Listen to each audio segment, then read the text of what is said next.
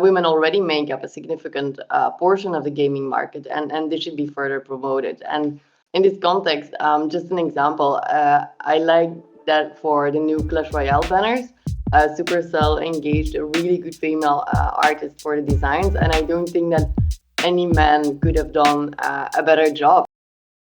Gaming Morning Show continues. Thank you for being with us. It is the Monday edition of the show, and excited to have our interview guest today as we have a chance to talk about European Parliament and a long-term European video game and esports strategy. Young Shin Van Der Sype joins us today, attorney with Crowell-Moring, and thank you for being part of the show today, because this is one of those interviews that is great and also difficult, because we only have about 5 minutes or so where we talk to our guests when we do interviews on Gaming Morning Show. And so this is a complex thing. We're going to link to the piece that you wrote for your website to talk about this, but give us at least an executive summary. What is the resolution all about?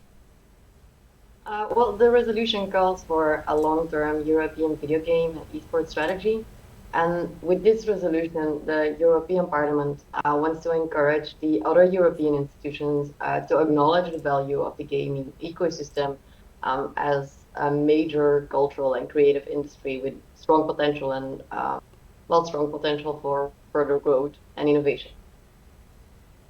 What's the legal value of a resolution like this, and why does Parliament see potential in this sector? Well, the legal value, not so much legally. It's a non-binding statement, so it doesn't have the legal strength of a real law, such as a regulation or a directive, but it's used to influence the law and policy-making decisions of the European Commission and of the Council. And yeah, in general, resolutions raise awareness and mobilize public opinion. And it is actually an important symbolic threshold that has been crossed here, because esports and gaming is now clearly on the agenda of the European institutions. And so we can look forward to legislative initiatives in the future. Yeah, steep continued growth in numbers of gamers worldwide. While this combined with their increased engagement and spending habits is very attractive, let's say, for the European Parliament. And the Parliament also mentions the development of new technologies and the continued rise of streaming and content creation. So this is why there is a need for this European strategy. And then you are able to look more to the audience. You're able to read more about this on the website. Crowell-D at Law. The European Parliament calls for long-term European video game and esports strategy. You said, Young Shin, that the resolution makes it a strategic point to improve the number of women involved in the gaming and esports sector. Why is this so important? Well, I believe that having more women in the video gaming sector would definitely bring up a number of benefits.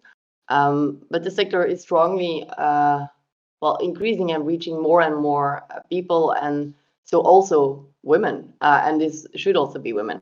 And the time that gaming and esports is only something for teenage boys who lock themselves up in a basement is long gone. Everybody knows that. Women already make up a significant portion of the gaming market, and this should be further promoted. And in this context, just an example, I like that for the new Clash Royale banners, Supercell engaged a really good female artist for the designs, and I don't think that any man could have done a better job. So for me, it's not really about men or women. It's more about having the right person in the right job. But then, on the other hand, being a little more inclusive really wouldn't hurt the sector. Appreciate that insight, and we're going to share this on our YouTube page, so if you missed any of the interview, you certainly can. How can people, what would be a good resource for people to continue to learn more about this topic, whether that's following you or maybe another resource that you could recommend for us? Well, we're definitely following this up very closely, like at Crowell-Moring, of course, but also the Belgian Esports Federation. And I think that any national esports federation in Europe is following this very closely. So I think that you will get the information there or directly from the European institutions, of course. Young Shin Van Der Sype, attorney, IT law, Crowell-Moring LLP. Thank you so much for taking the time to join us today on Gaming Morning Show. Thank you for having me.